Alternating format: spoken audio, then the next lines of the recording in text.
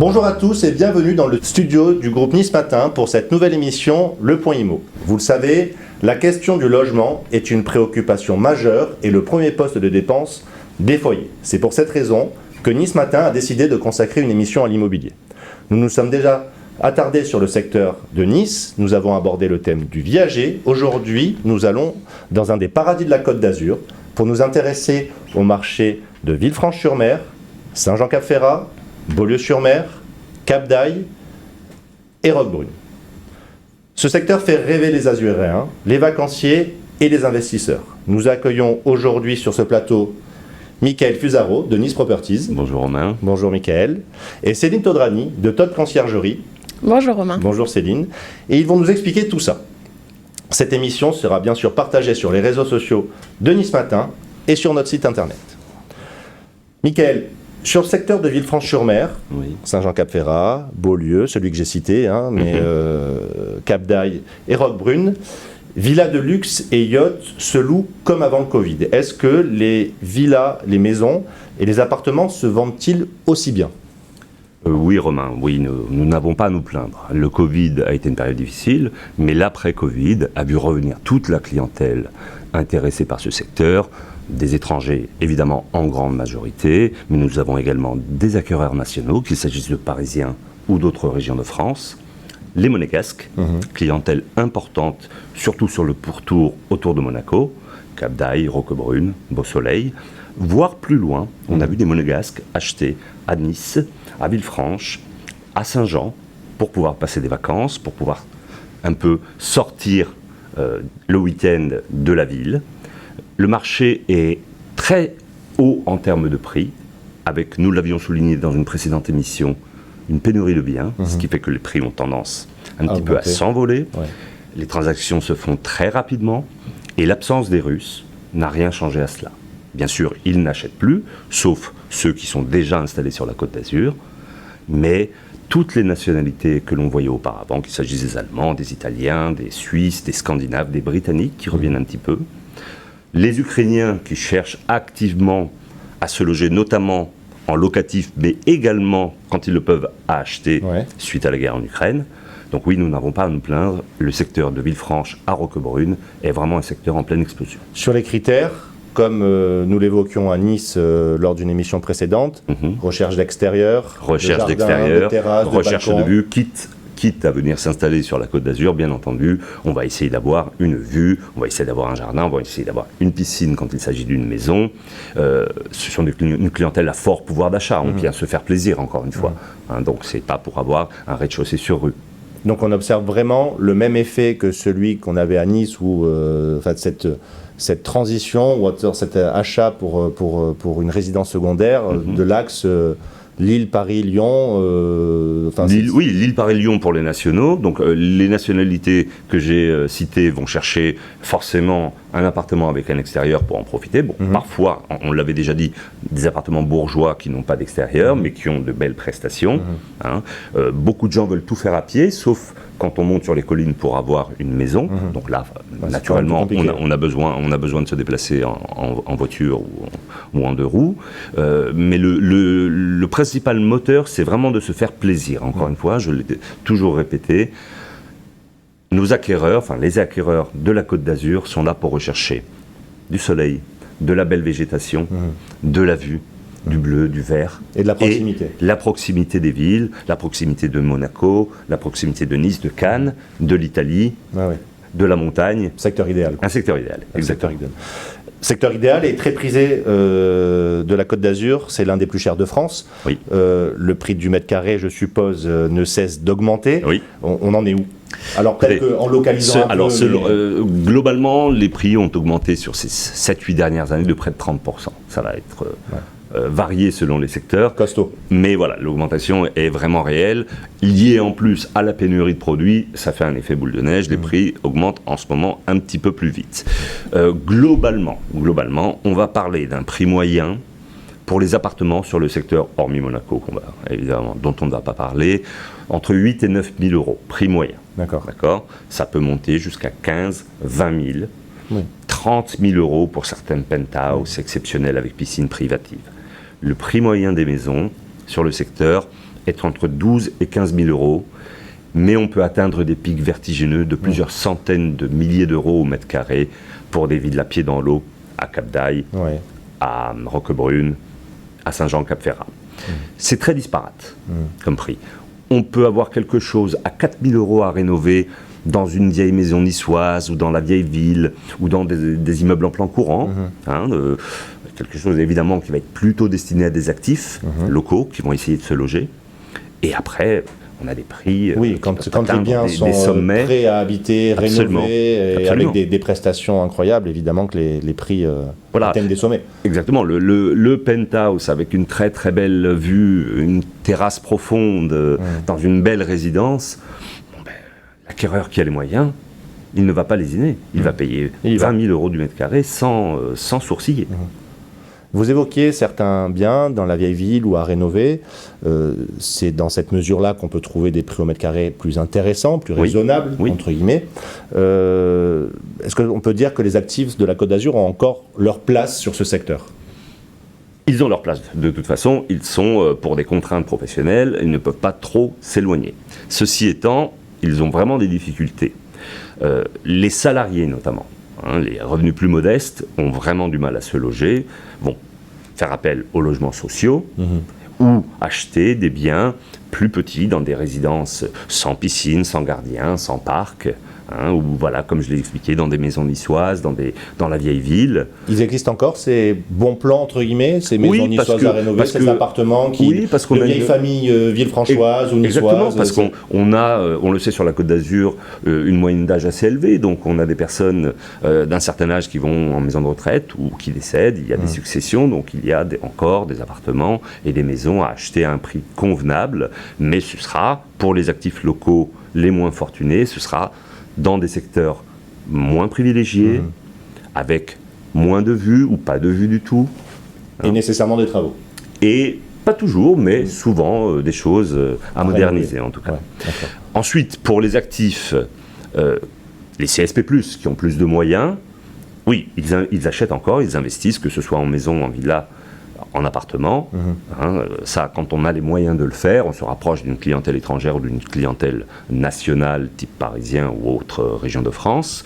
Et ensuite, on a, vous le savez bien, Romain, les salariés monégasques de toute nationalité, qu'ils soient français, qu'ils soient étrangers, qui ne peuvent pas se loger à Monaco et qui vont essayer de se loger dans le pourtour, Roquebrune, Cap d'Aille, Beau Soleil, Aise parfois, mais le marché à Aise est petit. Très resserré, Très resserré. Faut bien comprendre que ce sont, à l'exception de Roquebrune et de Beau Soleil, toutes les autres sont des communes relativement petites. Beaulieu-sur-Mer, c'est minuscule. C'est la plus petite commune du département. Exactement. En termes de superficie. Voilà. Saint-Jean-Cap-Ferrat, c'est à peu près inabordable. Villefranche, c'est également une très petite commune. Il n'y a pas énormément de biens. Donc, ça va être, pour les actifs monégasques, essentiellement Roquebrune et Beau Soleil, puisque Cap d'Aille elle-même, hormis le secteur proche de Monaco où on a quelques immeubles d'habitation, après ça va être des résidences secondaires, des immeubles avec des vues mer, des immeubles, ou alors de très belles propriétés. On a des choses à Cap d'Aille qui sont réellement exceptionnelles. Et ces salariés monégasques qui, parfois, ont des revenus un peu plus élevés qu'ailleurs sur la Côte d'Azur, est-ce que leur pouvoir d'achat fait aussi monter les prix, et est-ce qu'il y a une concurrence qui s'installe aussi un peu avec les salariés de la Côte d'Azur hors Monaco ? Évidemment. Évidemment, entre la conjonction des étrangers et des salariés monégasques qui ont un salaire plus élevé que ceux qui travaillent en France, fait que les actifs locaux, eux, sont désavantagés. Ils vont avoir la possibilité d'acheter parfois sans conditions suspensives, alors que peut-être un actif local qui vit et travaille à Beau Soleil, lui, va avoir besoin de recourir à un financement, donc ce qui allonge les délais. Forcément, à proposition égale, un vendeur voit ses intérêts et va privilégier quelqu'un qui a un financement comptant, et c'est souvent le cas des salariés monégasques, effectivement. D'accord. On a parlé des actifs. Et on a constaté qu'il y avait encore un peu de place pour eux, qu'il y avait encore de la place pour eux. Qu'est-ce qu'il en est des primo-accédants ? Là, c'est dur. Pour eux, c'est très difficile. Encore une fois, ça va dépendre de quel type de primo-accédant on parle. Si c'est un jeune médecin qui travaille dans une clinique privée, cabinet déjà établi, avec, clientèle déjà établie, avec des revenus une confortables. épouse qui travaille également, qui ont de bons revenus, ils vont se rapprocher, on va dire, je ne dis pas des étrangers qui ont souvent un très fort pouvoir d'achat, mais ils vont arriver à se loger, même en étant primo-accédants. En revanche, pour les jeunes salariés qui débutent leur vie dans une profession intermédiaire, c'est vraiment très difficile. C'est compliqué.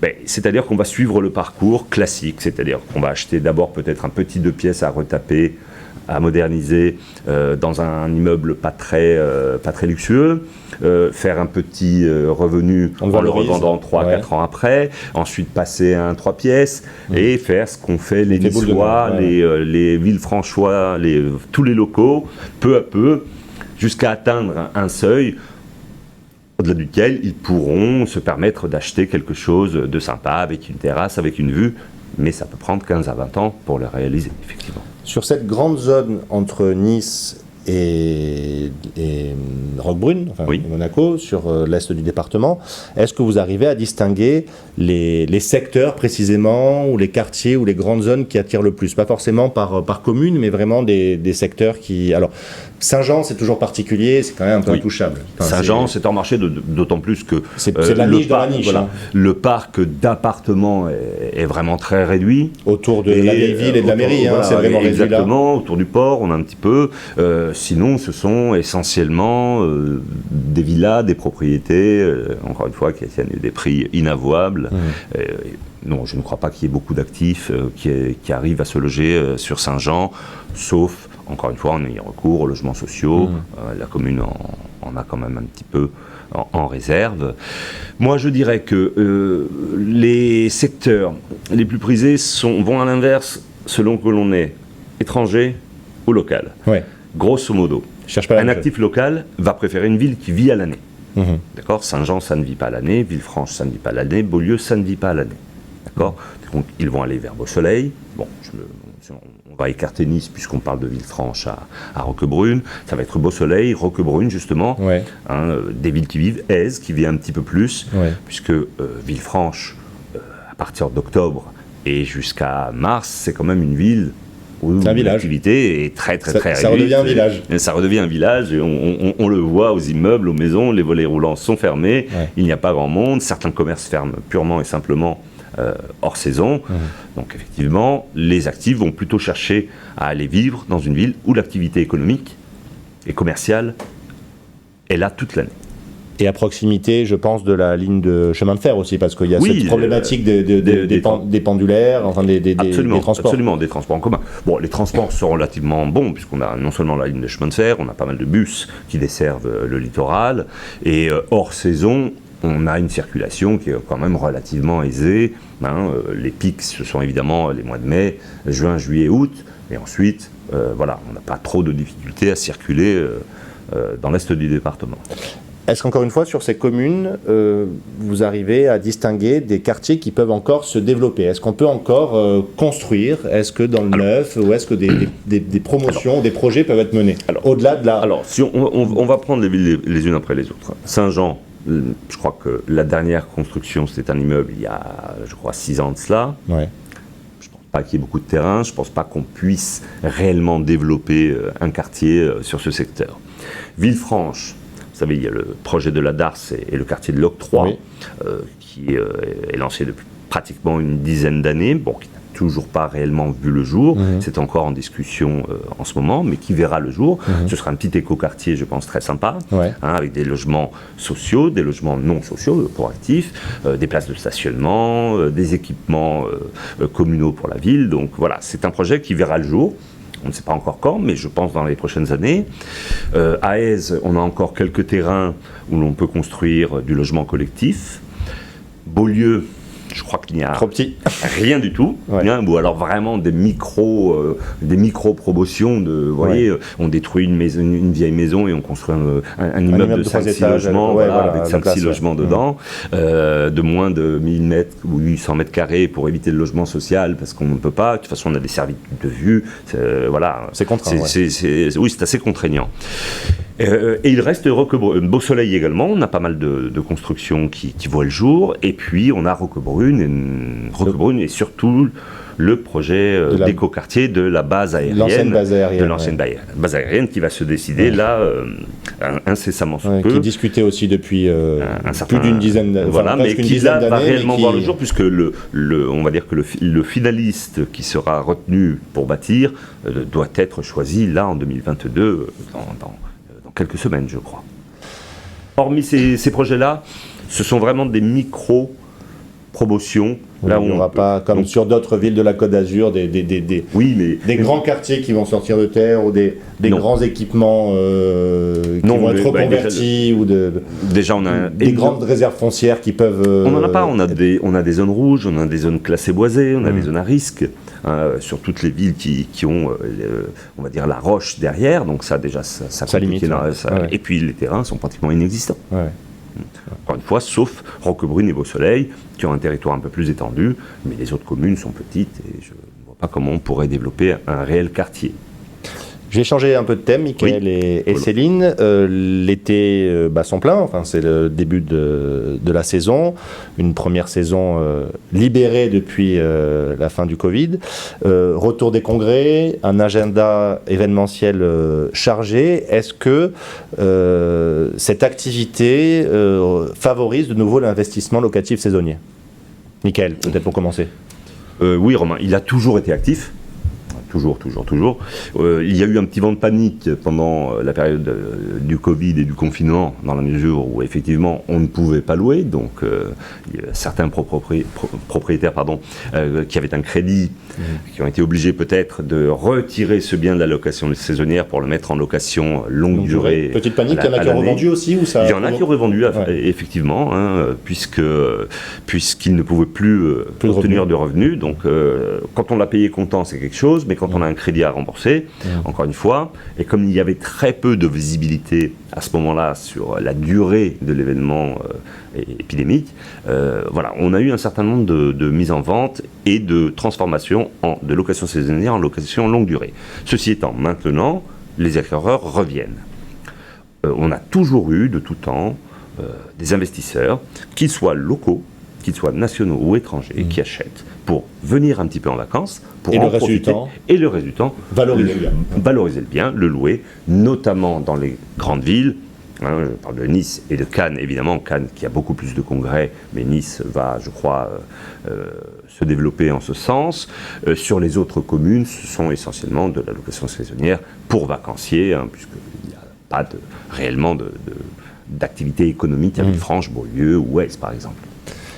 Et donc Céline, c'est à ce moment-là que vous intervenez, quand on vous confie des biens pour les mettre à la location, les gérer, administrer. Donc comment ça marche? Est-ce qu'on revient beaucoup vers vous depuis quelques semaines, voire depuis quelques mois? Alors, pendant cette période de Covid, on a eu beaucoup de clients qui se sont posés des questions. Est-ce qu'on continue? Est-ce qu'on ne continue pas à louer notre bien? Ils ne savaient pas trop, ils étaient dans le flou. Donc il y en a qui ont arrêté et soit qui ont vendu leurs biens, soit qui sont passés dans une location longue durée. Et il y a d'autres qui ont continué et ils ont bien fait de continuer parce que ça fait bientôt... cette saison, elle a commencé en mars-avril, alors que d'habitude, ça commence avril-mai. Ça commence bien plus tôt, quoi. Ça commence bien plus tôt. On a envie de venir sur la Côte d'Azur. On a envie de venir sur la Côte d'Azur. Et du coup, tous les investisseurs continuent d'investir. On a eu énormément de nouveaux clients, alors qu'on ne pensait pas. Mais on est agréablement surpris. Et je pense qu'on est dans une ville où... dans une ville où il y aura toujours du tourisme.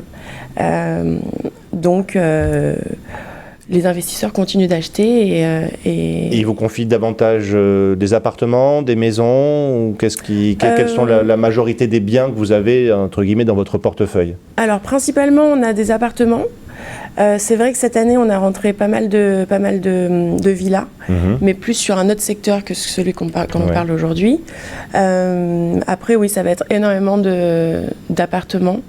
Vieille ville de Villefranche ou ailleurs ou du côté de Beau Soleil ou Cap d'Aille à Beaulieu, il y en a quelques-uns. Beaulieu, ouais.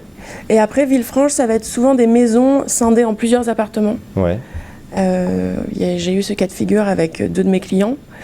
Mais voilà, après, c'est vrai que ce Covid, il y a eu beaucoup de changements, mais on retrouve un peu l'atmosphère qu'on avait avant Covid. Et donc, les clients qui vous sollicitent, ils vous donnent les clés, vous gérez tout?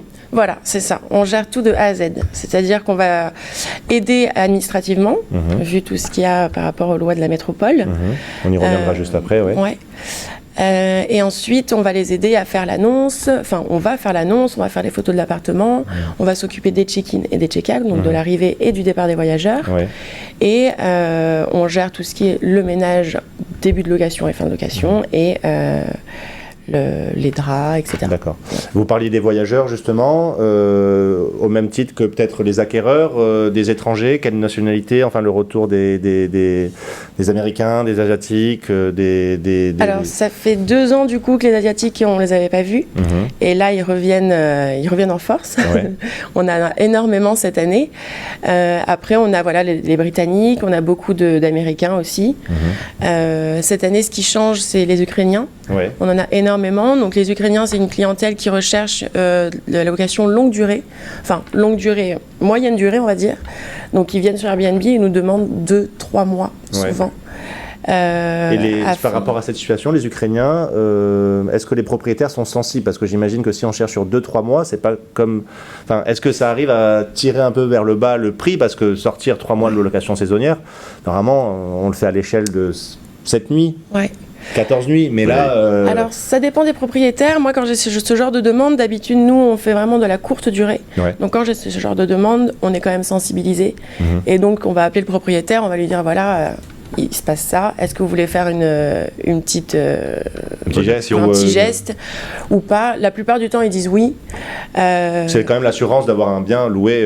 C'est ça. Donc en avril, d'avril à juillet, ça a été OK pour les propriétaires pour faire juillet, août, ça commence à C'est un peu plus compliqué pour juillet-août, mais Airbnb a mis à disposition une règle pour les Ukrainiens.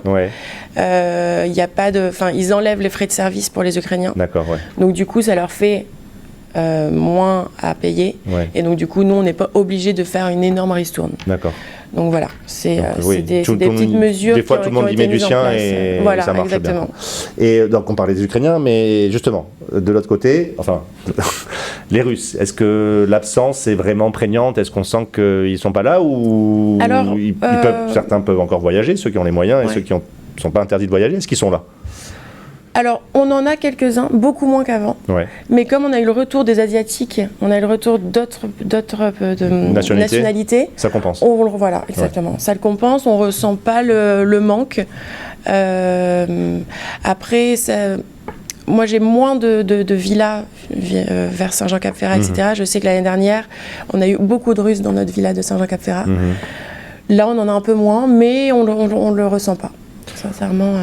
On évoquait aussi tout à l'heure les règles un peu restrictives, enfin c'est pas un peu restrictive, c'est restrictive de la métropole Nice-Côte d'Azur qui se montre assez offensive contre la location saisonnière.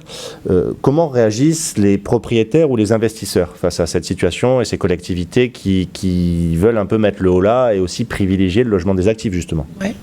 Alors déjà, ce sont des lois qui ne sont pas encore vraiment très connues de tout le monde.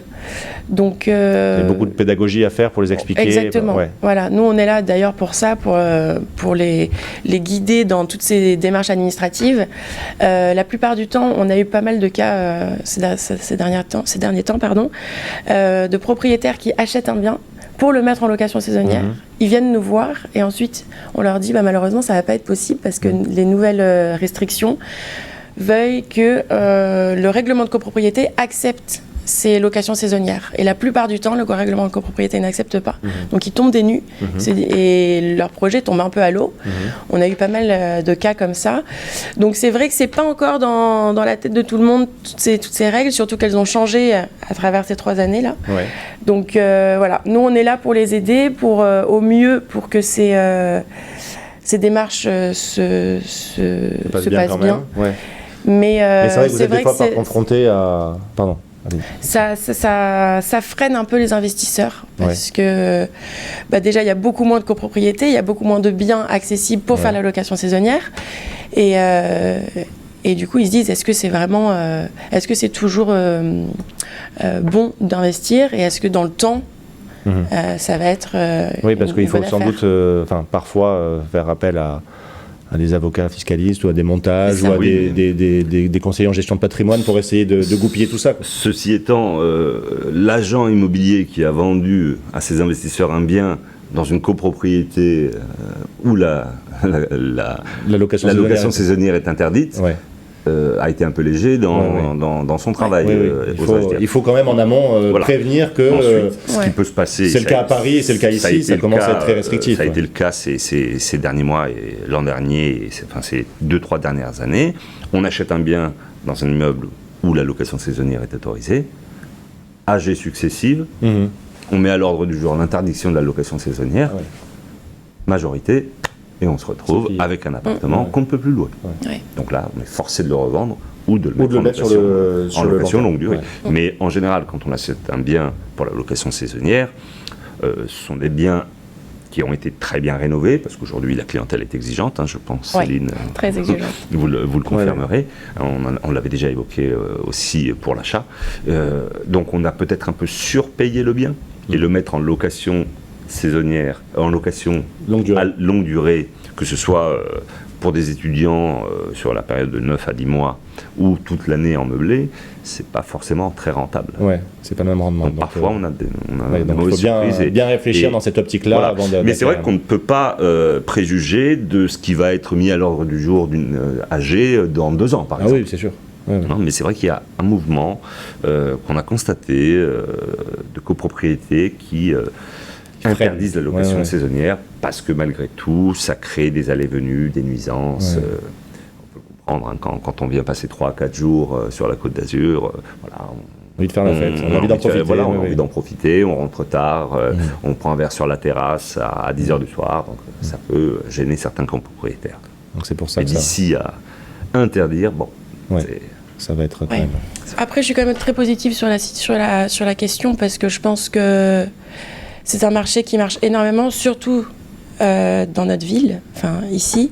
Et je pense qu'on pourra jamais arrêter ces locations saisonnières. Non, l'arrêter, non, mais les contrôler. Mais c'est vrai que ça a quand même créé beaucoup d'emplois, ça génère des chiffres d'affaires, mais c'est vrai que il y a peut-être cet équilibre à trouver et parce que on marche à tâtons aussi. La collectivité Nice Métropole, elle avance des règles, des fois elle les modifie. Oui, puis ce qu'il faut aussi dire, Romain, c'est que on n'a pas non plus un parc hôtelier. En tout cas, dans les quartiers proches de la mer, ceux qui sont en général recherchés par les touristes. Si important que ça. C'est pour ça que la location saisonnière s'est autant développée.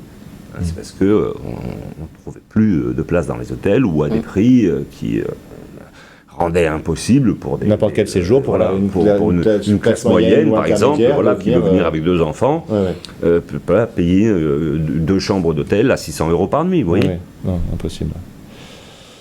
Bien. Mickaël, Céline, merci d'avoir répondu à notre invitation. J'espère qu'on vous retrouvera très bientôt dans une nouvelle émission du Point Immo et on vous souhaite une bonne fin de journée.